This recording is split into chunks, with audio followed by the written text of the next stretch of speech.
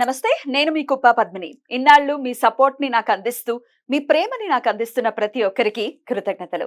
ఇప్పుడు చూడబోతున్న ఈ వీడియో కూడా ఖచ్చితంగా మీకు ఉపయోగపడుతుంది. లైక్, షేర్ అండ్ సబ్స్క్రైబ్ చేసి మీ ఇష్టాన్ని అలాగే మీ సపోర్ట్ ని నాకు అందించండి. అలాగే ఈ వీడియో పట్ల మీ అభిప్రాయాన్ని కమెంట్ సెక్షన్ లో కమెంట్ చేసి నాకు తెలియజేయండి. నమస్తే, వెల్కమ్ టు అవర్ ఛానల్. నేను పద్మిని. ప్రస్తుతంతో పాటు ప్రముఖ ఆధ్యాత్మికవేత్త, వాస్తు జ్యోతిష పండితులు అనంత శర్మ గారు మనతో పాటు ఉన్నారు. మాట్లాడదాం. నమస్కారం అండి.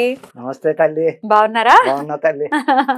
అనంత శర్మ గారు, ప్రోగ్రామ్ స్టార్ట్ చేయడం కంటే ముందు మీ ప్రేమ అమోఘం. చాలా ప్రేమగా మాట్లాడతారు. సంకల్పం లేనిది ఏది రాదు. అలా ప్రేమగా మీలా ఉండాలి, నిష్కల్మషమైనటువంటి మనసుతో. ఉంటే బతకడమే వేస్ట్. మిమ్మల్ని కలవడం నాకు చాలా చాలా సంతోషాన్ని ఇస్తుంది. కృత్రిమం అనేది ఉండకూడదు. ఆ కృత్రిమం ఎప్పుడైతే ఉందో మనిషి పతనానికి దారితీస్తుంది. ఎదుటి వాళ్ళని చూసి ఏడవడం అంతకన్నా దరిద్రం. వాళ్ళకు ఉంటే ఉండొచ్చు, తింటారు. మనకు భగవంతుడు ఇంత ఇచ్చేయడం సంతోషపడి వాడుకుంది అది అది అసలు అసహ్యకరం అనమాట. మనకి ఇంత ఇచ్చాడు, పూర్వజన్మలో చేసుకున్నామేమో, ఏదో ఆ రకంగా పోతుంది. అన్నం తింటున్నావా, బట్ట కట్టుకుంటున్నావా అన్న సంతోషం. గానీ వాళ్ళకి ఎన్ని కోట్లు ఉంటే మనం ఎందుకు? అంతే, బాధపడద్దు. అసలు ప్రేమగా కూడా అవతల వాళ్ళని అభిమానంగా అవతల వ్యక్తి మనం చూస్తే రెండోసారి పిలవాలి. కనపడిన సార్ మిమ్మల్ని కలవాలనేటట్టు ఉండాలి. కానీ పిచ్చినా కూడా పొద్దునే దగ్గర మిమ్మల్ని చూస్తే నాకు అలాగే చక్కగా మిమ్మల్ని మళ్ళీ మళ్ళీ కలవాలి, మీ మాటలు వినాలి, మీ ప్రేమని ఆస్వాదించాలి అని అనిపిస్తోంది. చాలా చాలా సంతోషం మళ్ళీ మళ్ళీ మిమ్మల్ని కలవటం అనేది. మళ్ళీ ఇంకొకసారి వెల్కమ్ మన ఛానల్ కి. ఇక వారాహి దేవి అమ్మవారి ఆరాధనలో విశేషంగా మీరు అమ్మవారిని కొలుస్తూ ఉన్నారు. దేవి నవరాత్రులు కూడా రాబోతున్నాయి. వారాహి దేవి గురించి రకరకాల మాటలు మనం వింటూనే ఉంటాం. ఉగ్రదేవతని పూజించకూడదు, దుష్ఫలితాలు ఉంటాయి పూజిస్తే, ఇట్లా రకరకాల మాటలు వింటూ ఉంటాం. మరి వారాహి ఉపాసకులుగా మీరు ఏం చెప్తారు? దీన్ని ఎలా ఖండిస్తారు? లేదంటే అమ్మవారి అనుగ్రహాన్ని మనమందరం పొందాలంటే ఏం చేయాలి? శ్రీ మహాగణాధిపతి నమః. చెప్పండి. అమ్మ, వారాహిదేవి విశేషం ఏంటంటే, వారాహిదేవిని పూజించడంలో కానీ వారాహిదేవిని దర్శించడంలో కానీ అనేక రకాల ఉపయోగాలు ఉన్నాయి. చాలామంది ఏమంటున్నారంటే, వారాహిని కొలవద్దు, ఇళ్లలో ఫోటోలు పెట్టద్దు, చాలా ఉగ్రం, ఆవిడని ఇలా చేస్తే అలా చేస్తే అంటూ మొదలు పెడుతున్నారు చాలా మంది. మరి చేసిన వాళ్ళంతా ఏమైపోయారు? ఉపాసకులంతా ఏమైపోయారు? వాళ్ళు ఎదుగుతున్నారే చక్కగా, తల్లి పేరు చెప్పుకుని పూజించి ఆరాధించి ఎంతో చక్కగా పైకి ఎదుగుతున్నారే. మరి కొత్తగా ఎవరు సృష్టిస్తున్నారు వారాహిదేవిని పూజించొద్దు అని? అది పద్ధతి కాదు. అమ్మలందరూ ఒకటే. అక్కడ మనం శాంతంగా ఆవిడని కూర్చుని ఆరాధిస్తే ఆవిడ శాంతంగానే చూస్తుంది. మనం ఏదో పిచ్చి పిచ్చి వేషాలు చూస్తే ఆవిడ ఖచ్చితంగా అహంకారంతో మనమే కళ్ళేర చేసే పతనానికి గ్యారంటీ అని చెప్తున్నాను. ఇకపోతే మొన్న ఈ నవరాత్రులు అయ్యాయి. గుప్త నవరాత్రుల్లో లక్షల మంది ఆ తల్లికి ఎన్నో రకాలుగా ఎన్నో వేల మంది, లక్షల మంది ఆ తల్లిని కొలిచిన వాళ్ళు ఇవాళ అప్పుడే దగ్గర నెల అయిపోయింది. ఆ గుప్త నవరాత్రులు దాటిపోయి మరి ఆడవాళ్ళు క్యూలు కట్టి లక్షల మంది ఎండనక కొండనక వాననక ఆ గుళ్ళల్లో కూర్చుని పాపం హోమాలు చేయించుకుని, అర్చనలు చేయించుకుని, ఉపవాసాలు ఉండి చేశారే. మరి వాళ్ళందరికీ మరి ఏ కష్టం ఎందుకు రాలేదు? ఎందుకు వారాహిని పూజించద్దని అన్న వాళ్ళు ఎవరు? దానికి కారణం ఏంటో చెప్పండి చాలు నాకు. అంటే ఉగ్రదేవత కదా, ఇప్పుడు సాత్విక రూపాలనే మనం పూజించాలి తప్ప ఉగ్రదేవతల జోలికి వెళ్తే క్షిప్రంగా మనకి జరగాల్సిన మన కోరిక వెంటనే తీరుతుందేమో, కానీ దుష్ప్రభావాలు కూడా ఉంటాయి. ఎందుకంటే అమ్మవారు ఒక ట్రాన్స్ఫార్మర్ లాగా ఒకవేళ చూస్తే, ట్రాన్స్ఫార్మర్ జోలికి మనం వెళ్ళం కదా. మన ఇంట్లో ఫీజులు కొట్టేస్తే మనం పెట్టుకుంటాం, కానీ వీధిలో కొట్టే ట్రాన్స్ఫార్మర్ కి ఇబ్బంది వచ్చింది అనుకోండి, మనం వెళ్ళి బాగు చేయాలి. తెల్లగా ఉన్న నల్లవాడైతే చచ్చిపోతాడు కూడా. సో ట్రాన్స్ఫార్మర్ జోలికి వెళ్ళకూడదు కదా అన్న లాజిక్ ని తీసుకొస్తున్నారు. మరి మీరేం చెప్తారు దీనికి? నేను చెప్పడం అనేది ఏంటంటే, అమ్మా మీరు అన్నది కరెక్టే. ఉగ్రరూపమే, ఉగ్రరూపాన్ని తాకితే మాడి మసైపోతారని సంగతి తెలుసు. కానీ ఆ ఉగ్రరూపంలో శాంతం కూడా ఉందని ఎందుకు ఆలోచించట్లేదు ఈ జనాలు?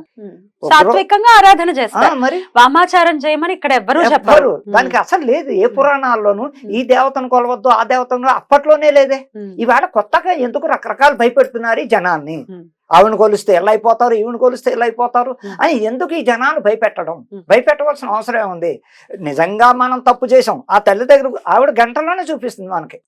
లేదు, భక్తి శ్రద్ధలతో అమ్మా నువ్వే మాకు రక్ష, నువ్వు మాకున్నావు, మేము నిన్ను నమ్ముకొని ఆరాధిస్తున్నాం, మా ఇంటికిలో కానీ ఎవరికి పిల్లలకు కానీ నాకు కానీ నా భర్తకు కానీ ఎటువంటి కష్టాలు తేకమ్మా అంటే ఖచ్చితంగా ఆవిడ చక్కగా మనకు సహకరిస్తుంది, సపోర్ట్ ఇస్తుంది అని నేను ఛాలెంజ్ చేసి చెప్తున్నాను. అయితేనండి, ఓన్లీ భూదేవికి సంబంధించి, భూమికి సంబంధించి ఇబ్బందులు ఫేస్ చేసే వాళ్ళు మాత్రమే వారాహిని కొలవాలి అనే చెప్తారు.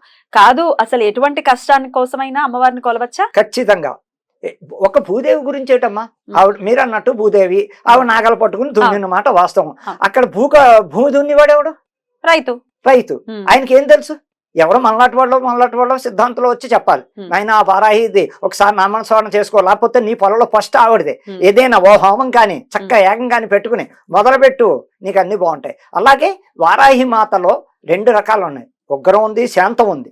శాంతంగా చూడాలంటే మనం ఆచారాలు పాటించి చక్కగా భక్తి శ్రద్ధలతో నీతి నిజాయితీగా ఆ అమ్మ దగ్గర పూజలు చక్కగా చేసుకుని ఇంట్లో కష్టాలు వచ్చినప్పుడు కూడా ఇంట్లో కూడా వారాహి హోమం పెట్టుకోవచ్చు, తప్పు లేదు.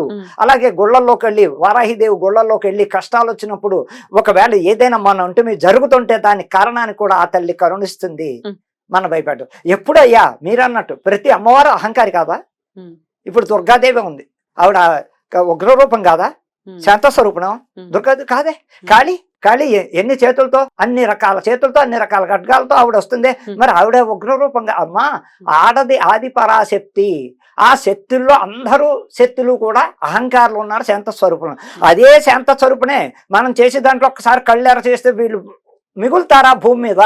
మరి ఎందుకు కొత్తగా రకరకాలు సృష్టిస్తున్నారో నాకు అర్థం కావట్లేదు. ఈ జనాలను ఎందుకు భయపడుతున్నారో నాకు ఇప్పటికీ అర్థం కావట్లేదు. సరేలేండి, భయపడే వాళ్ళు భయపడతారు, భయపడని వాళ్ళు నిజంగానే అమ్మని కొలవాలి అనుకునే వాళ్ళు కొలుస్తారు కదా. అయితే అమ్మవారిని నిత్యం పూజించుకోవాలంటే ఎలా పూజించుకోవచ్చు? సాత్వికంగానే ఇంట్లో అయితే ఎలా పూజించుకోవచ్చు? అమ్మా, ఇంట్లో ఎలా పూజించాలి అంటే శాస్త్రోక్తంగా పద్ధతిగా మనం ఆ అమ్మవారిని కొలవాలంటే రేపు రాబోయే దేవి నవరాత్రుల్లో కూడా చేసుకున్నా ఎలాగంటే బ్రహ్మ ముహూర్తంలో చక్కగా 4 గంటలే ఇంటిల్లాలు భార్యాభర్తలు అవుతే భార్యాద్దరు లేచి ఆ బ్రహ్మ ముహూర్తంలో చక్కగా 6 గంటల లోపు అక్కడ పూజా విధానాలు కానిచ్చుకుని నివేదనలు ఇచ్చుకుని చక్కగా చేయడంలో ఎంతో ఉత్తమమైన ఫలితాలు. కాదండి మాకు బ్రహ్మ ముహూర్తంలో లేవడానికి కుదరట్లేదు, కొంచెం 10 గంటల లోపు 10 గంటలకల్లా ఆ పూజా కార్యక్రమాలు చక్కగా ఉపవాసంతో, అంటే టీ కాఫీ తాగొచ్చు తప్పులేదు, మిగతా ఏది తినకుండా భక్తి శ్రద్ధ 10-11 అయ్యేసరి పూజ అవకొట్టుకుని మన నివేదన ఇచ్చి ఆ అమ్మకి హారతి ఇచ్చి కోరుకుంటే కూడా తల్లి మన కోరికలు తీరుస్తుంది, మన చక్కగా ఆదుకుంటుంది. అంటే పూజ అంటే ఎలా? అమ్మవారి అష్టోత్తరం చదవచ్చు, చక్కగా నామాలు తెలిసిన వాళ్ళు నామాలు చదువుతారు, ఆవిడ తగ్గ మంత్రాలు ఉంటాయి రకరకాలు, అంటే వచ్చిన వాళ్ళు చేస్తారు. అలా ఆ వారాహిదేవికి సంబంధించిన నామాల పుస్తకంలో చక్కగా 108 నామాలు చేస్తూ కుంకుమ ఆ తల్లి మీద వేస్తూ చక్కగా ఆ 108 నామాలు చదువుకుని ప్రార్థించి, తల్లి మా పూజలో ఏదైనా తప్పు ఉంటే, మేము చేసిన దాంట్లో ఏదైనా తెలిసి చేసిన తప్పులుంటే మమ్మల్ని క్షమించు తల్లి అని ఓ పువ్వు ఎర్రని పువ్వులతో చేస్తే ఇంకా పవిత్రత. గులాబీ పువ్వు కానీ ఇంకోటి కానీ, అంటే అమ్మవారికి ఎక్కువ ఎరుపు ఆరాధిస్తుంది ఆ తల్లి.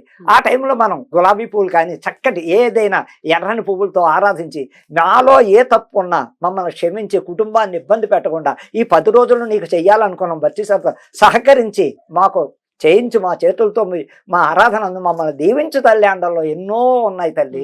రైట్. ఎట్లా మరి అమ్మవారికి ఏ నివేదన చాలా ఇష్టం? అసలు యాజ్ పర్ రూల్ ఏంటంటే అమ్మ, ఏ అమ్మవారికైనా ఫస్ట్ పులిహార. ఆ పులిహారే అసలు వేరే వాళ్ళు అయితే దాన్ని బలిదానంగా భావిస్తారు, మనం కూడా పులిహార బలిదానం అక్కడ అని అనుకోవచ్చు. మన మేకల్ని కోడుల్ని కుక్కల్ని వేయక మన ధర్మశాస్త్రంలో చక్కగా మంచి పులిహార, లెమన్ రైస్ చింతపండుతో చేసిందైనా పులిహార, తర్వాత పూర్ణాలు వడలు మన ఇష్టం, పాయసం ఎన్నైనా పెట్టచ్చు. ఫస్ట్ నివేదన పులిహార నివేదన ఇచ్చి చక్కగా చేయడంలో అమ్మవారికి ప్రీతి అయింది.